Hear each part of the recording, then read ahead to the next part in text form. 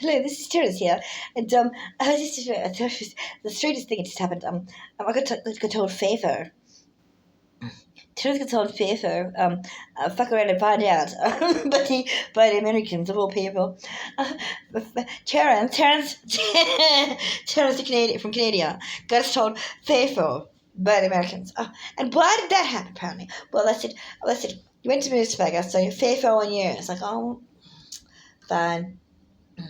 Fine, just ask us for Precalex next time. But honestly, at least the painkillers are really good in case you're wondering. But anyway, they're not as good as ketamine. Anyway, let's do a favor. It was a rather interesting conversation. I was down at the local whiskey shack, and they're not selling any Budweiser beer. They're all any American products. So no Jack Daniels and no Johnny Walker. It's all good old fashioned Canadian whiskey, and and yes, when it's during breakfast time, of course you can get some pancakes with Canadian maple syrup, and anyway. I was down there, and there was, I was having a nice shot of whiskey, and and there was an Inuit man there, and a Cree man. So, hello, Inuit and Cree man. How are you doing today? So you're off the reservation, are you? Come for drinking alcohol? And I said, well, I managed to get permission from the mission manager. And we got permission from the mission manager, and it's not curfew, so they're allowed to be able to have a drink. It's like, oh, really? Okay, so why do you need permission from the mission manager for? I mean, it's a free bar. You're over 18, clearly. I mean, sorry, you look in your 50s, actually. I said, well, you have to get curfew permissions. Outside curfew, you need permission from the mission manager to be able to leave the mission. And because apparently alcoholism is a big problem in indigenous communities. It's like, oh, really? Really?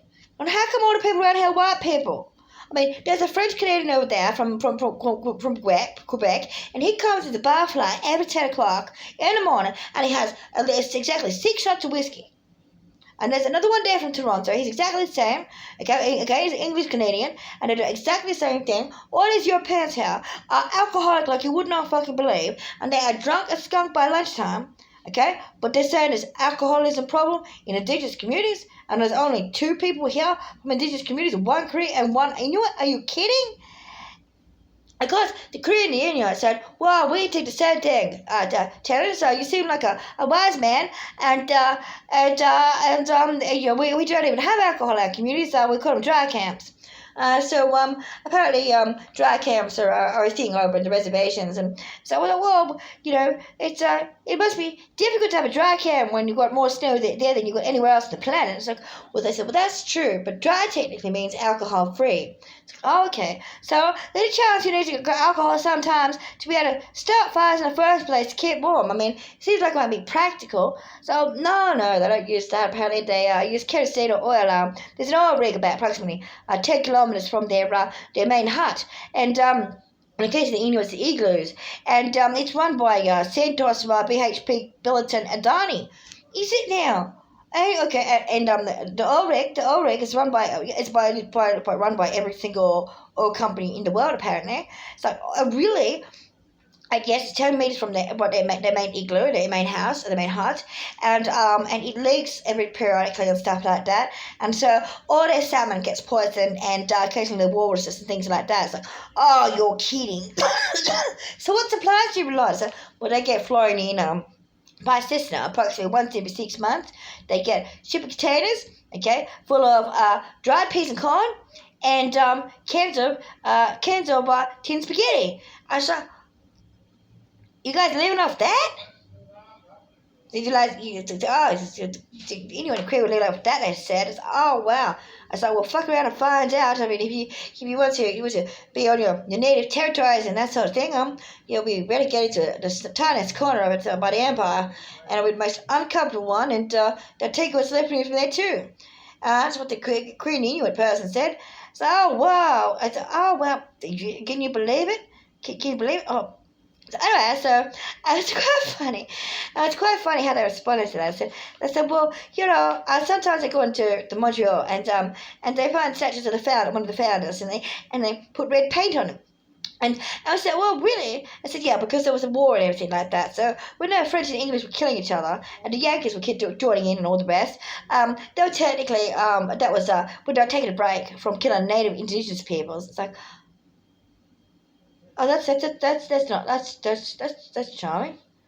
No, no, well, really. And then when they start fighting each other, the missionaries came through and turned them all into Catholics, and took them to mission schools and boarding houses, some of those mission houses and boarding schools had piles of bodies about 100 kilometers high. There's hundreds of them in a big pile, and the Pope even had to come and apologize sometimes. Is that so? Yeah. Oh, yeah. There's hundreds of deaths, thousands of deaths. Oh, what they got up there, and I just and then in the Great North, where it's cold and stuff like that, basically every second missionary is Fargo. Oh well. Okay. And so what happened there was is I don't really like to talk about it because Canada's all about the Ruthenecks and the Lumberjacks and occasionally the maple syrup, but definitely about the ice hockey. And so if you've got a hockey stick, you'll be kicking those Yankees' butts.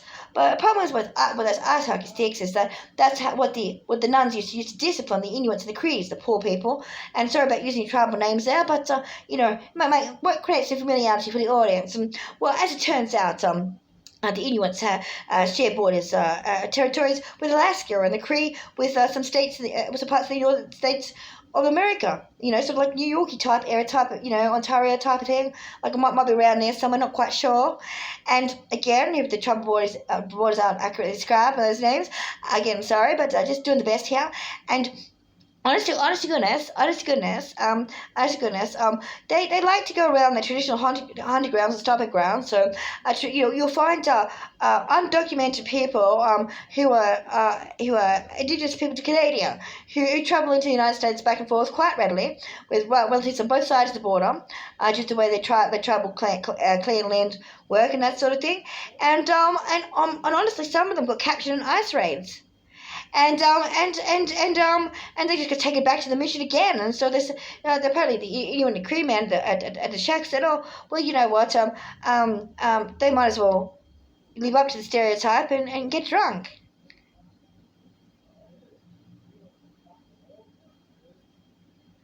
Fuck you, USA. Fuck you.